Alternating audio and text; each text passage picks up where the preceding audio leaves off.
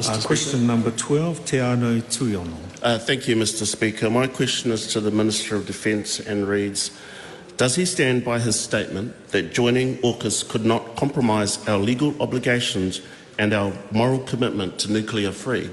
And if so, does he think that AUKUS is a threat to a nuclear-free and independent Pacific? Speaker. The Honourable Andrew Little. Mr. Speaker, I stand by my full statement, which was, we, quotes, would not compromise and could not compromise our legal obligations and our moral commitment to a nuclear-free Pacific, end quotes. To the second part of the member's question, no. Supplementary. Does he agree with the Minister of Foreign Affairs that our concern is not to see the militarisation of the Pacific, that the Treaty of Rarotonga is upheld? And if so, why is New Zealand even considering joining AUKUS? Mr. Speaker, a number of things. First of all, the agreement between Australia, the United States and the United Kingdom is a technology agreement. Secondly, both the Minister of Foreign Affairs, the Honourable Nanaia Mahuta, and I agree that in the face of militarisation, particularly on the part of China, to the extent of an increase of their military capacity tenfold since 2000, means that circumstances in our region of the world are changing and we cannot ignore them.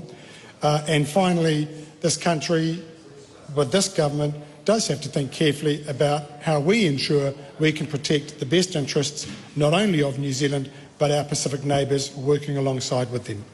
Supplementary. Does he agree with the Prime Minister of the Cook Islands that the AUKUS nuclear submarine deal goes against the Treaty of Rarotonga? And if not, why not? Mr. Speaker, no, I don't, because the Treaty of Rarotonga is very clear that it is about the prohibition of and the removal of nuclear weaponry from the South Pacific. It does not bear upon nuclear propulsion of vessels such as submarines or ships, and it is nuclear propulsion that Australia has signed up to under its AUKUS agreement. Supplementary. Supplementary goal is going. Thank you, Mr. Speaker. Does he agree with Auckland Peace Action that, quote, signing up to one part of AUKUS is joining a nuclear arms alliance, end quote? If not, why not? Mr. Speaker, no, because that's extremist and alarmist and frankly completely ridiculous. Supplementary. Does he agree with former Prime Minister Jacinda Ardern that, quote, the focus of our region is on furthering the Pacific values and the focus that Pacific Island leaders have determined for themselves, end quote? If so, does he believe a US-led military alliance which undermines the nuclear-free Pacific upholds Pacific values and independence? Mr. Speaker, I'm not aware of a US-led military alliance that undermines the nuclear-free Pacific. Supplementary. Does AUKUS, a military partnership which undermines a nuclear-free Pacific, reflect his government's stated commitment to supporting Pacific leadership in facing the climate crisis and inequality as the key challenges of our region? Mr. Speaker, this government is and was an early signatory and promoter of the Treaty of Rarotonga since 1985. We stand by that, and it follows the adoption by this country of legislation by a Labor government that keeps us nuclear-free in all respects, and we remain totally committed to that, as I think actually pretty much every New Zealander is.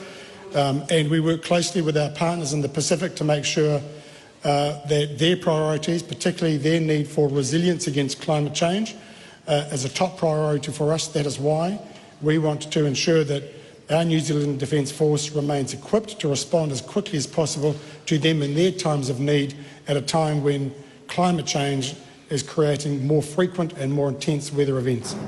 That concludes oral questions. I call on Government Order of the Day, number 1. Severe Weather Emergency Recovery Legislation Bill, second reading. Mr. Speaker. The Honourable Kieran Makanoti.